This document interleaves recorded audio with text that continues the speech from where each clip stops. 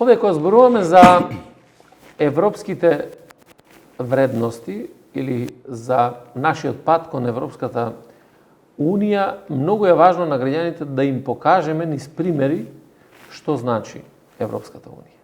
Да не зборуваме како за некаков имагинарен процес кој што ние треба да го замислуваме. И мислам дека токму процесот на дигитализацијата е еден од процесите кој што може многу да помогне да се осознае точно што значат тие вредности за кои што секој од граѓаните се стреми да ги постигне.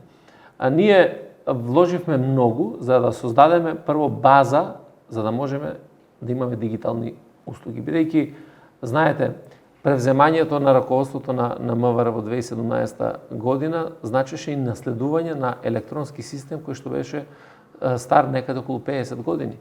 Сето тоа мораше да биде поправено, да биде променето, да биде создадена инфраструктура и за да можеме да влегуваме во едни проекти кои што ќе значат подобри услуги за граѓаните. И во таа смисла ќе го споменам порталот на услуги или една точка на услуги во кој што минатата година имаме само 4000 предмети решено преку овој шалтер.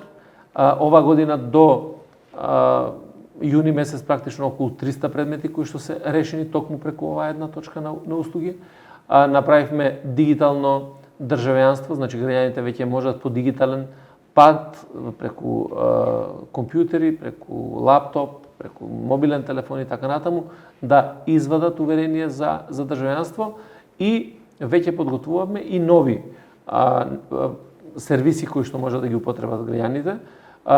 Сакам да истакнам дека веќе започнавме и размена на електронски податоци помеѓу институциите, например помеѓу Министерство за внатрешни работи и судовите, и како институција сме отворени за да овој процес на размена на податоци биде олеснет, а на тој начин ќе биде и административно полесно многу за граѓаните, да не мора да вадат одредени изводи, одредени уверенија и така натаму, потврди, туку институциите да си ги разменуваат по електронски пат. На тој начин ќе се заштити и време, и финанси за граѓаните, и тоа е нашата стратегија и цел на која се движиме понатаму.